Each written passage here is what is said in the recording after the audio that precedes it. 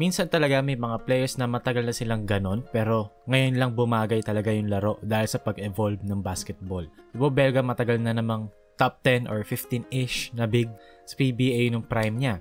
Pero lately as a 37-year-old, parang nagkakaroon siya ng pangalawang prime. Sa last 7 games ni Bo Belga, sa stretch na to, 5-2 ang Ross, including a 5-game win streak. Sa stretch na to, Bo Belga averaged 21.1 points, 9.3 rebounds, and 6.3 assists per game. Grabe yung numbers na yan, halos pang BPC na. Sama pa sa numbers na yan ay yung efficient shooting niya na 56.1% from the field and 42.1% sa tres on decent volume. Mga 5.5 attempts per game. Pero ang biggest factor sa resurgence na to ay yung opensa kasi ng Rain or Shine and kung paano siya nag-fit dun. To put it simply, early offense ng Ross, takbo ang mga gwardya.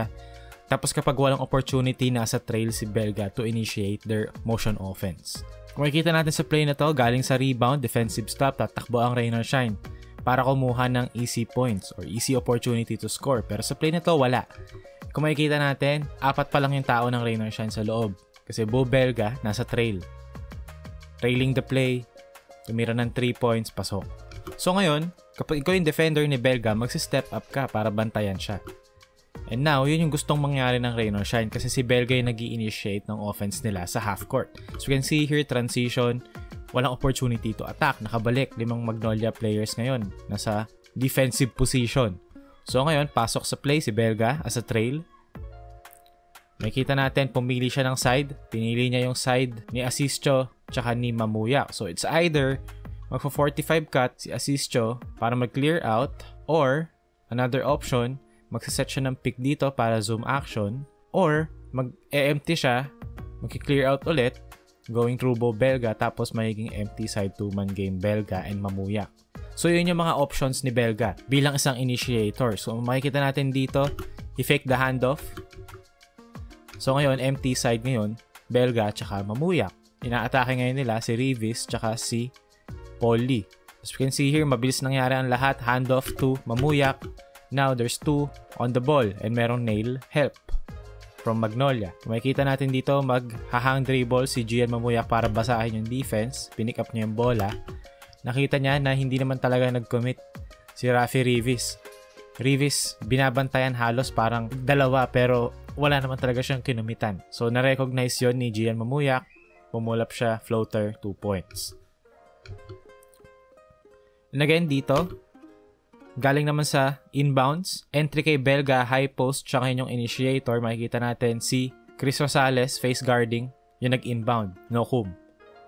And ngayon si Nokum, aatakihin niya yung baseline through a backdoor cut. Tignan niyo yung pasa rito ni Belga. Kung makikita niyo, open na open tong spot na to dahil si Cade Flores nakadikit kay Bo Belga. And that's because Bo Belga, tretso sa labas so didikit ka. Ngayon, mas magbubukas yung opportunities for Belga to make plays. Kasi na-attract niya yung defense.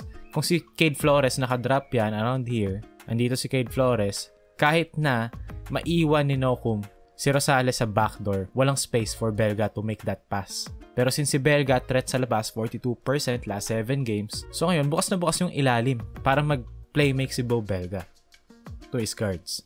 Dito naman makikita natin, again, Belga, open set, siya yung trail big.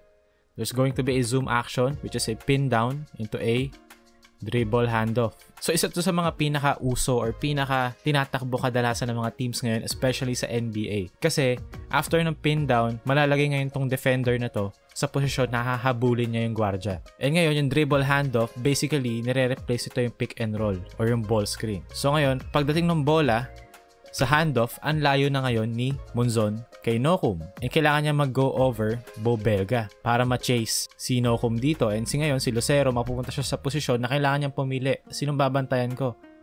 Si Nokum ba o si Belga? So ngayon, through that action, nakakapag-generate ka ng 2 versus 1 or ng advantage.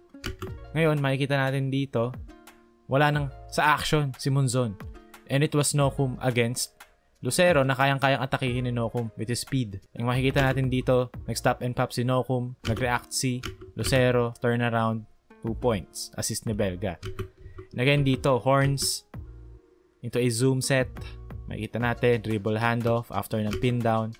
Now, ngayon, ang ginawang counter ng Rain or Shine, after magbigay ni Bo Belga ng dribble handoff kay Demusis, meron ngayong backpick si Gian Mamuyak. Sasatan niya ng backpick si Sanggalang na nagbo-ball watch para ibigay kay Bo Belga sa malalim na posisyon underneath the basket. Nakita natin dito, backpick. Then after ng backpick ni Mamuyak, there's going to be a down screen from Demusis. Tapos makikita natin si Belga, ang layo niya na ngayon kay Sanggalang. Sanggalang, dinaya yung defense, chinit niya yung angles, pero it was too late. Nakakuha na ng posisyon si Belga underneath 2 points. So, kumbaga, yung laro kasi ni Bo Belga, nag-fit siya ngayon sa kung ano yung basketball ngayon. Matagal na naman siyang ganito, pero ngayon naha-highlight yung strengths niya. Yung shooting niya sa labas, yung playmaking niya sa trail, and even that, meron pa rin siyang qualities ng pagiging big man na occasionally pwede niyang gamitin.